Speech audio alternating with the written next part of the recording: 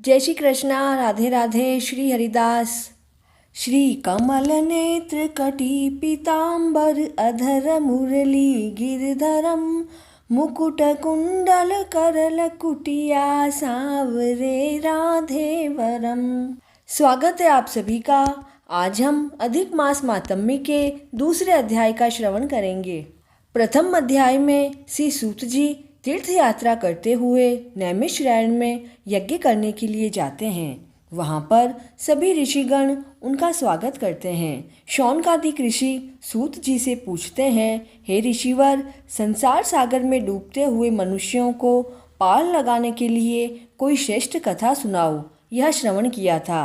आज के इस अध्याय में हम वेद व्यास जी ने जो कथा सूत जी महाराज को सुनाई थी उसका श्रवण करेंगे। सूत जी कहने लगे, हे ऋषियों, श्री सुखदेव जी को राजा परीक्षित को श्रीमद् भागवत की कथा सुनाते हुए मैं देखकर आया हूँ। ऋषि कहने लगे, हे सूत जी, जो कुछ आपने वेद व्यास जी के मुख से सुना हो वही कथा आप हमें सुनाएं। सूत जी बोले, हे ऋषियों, जैसा मुझ में ज्ञान है और मैंने व्यास जी के मुख से सुना है वह कथा मैं आप सभी से कहता हूँ। एक समय नारद जी विचरते हुए भगवान नारायण के यहाँ पहुँचे। वहाँ पर भगवान के चरण कमलों से अलकनंदा नदी बह रही थी। वहाँ पर ब्रह्मा में लीन जितेंद्रिय निर्मल और तेजोमय ऋषि को देखकर भगवान ने उनको नमस्कार किया। तब साष्टांग नमस्कार कर श्री विष्णु की स्तुति करते हुए नारद जी कहने लगे, हे देवाधिदेव, संसार के स्वामी, दया सिंधु, आप सत्यवादी हो, त्रिसत्य हो, सत्य के सार रूप सत्य से ही उत्पन्न हो और सत्य योनि हो, आपको नमस्कार है।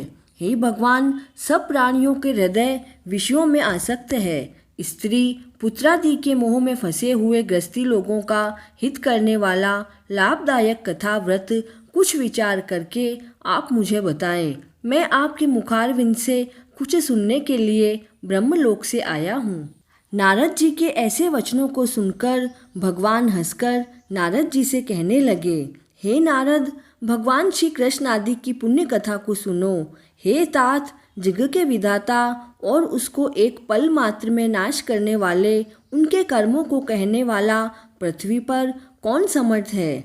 हे नारद जी, ऐसे भार युक्त कथा भी तुम जानते हो, परंतु फिर भी दरिद्रता को हरने वाला, यश और श्रेष्ठ पुत्रों को देने वाला, मोक्ष को देने वाला तथा शीघ्र सेवन योग्य ऐसे अद्भुत पुरुषोत्तम मास का माध्यम मैं तुमसे कहता हूँ।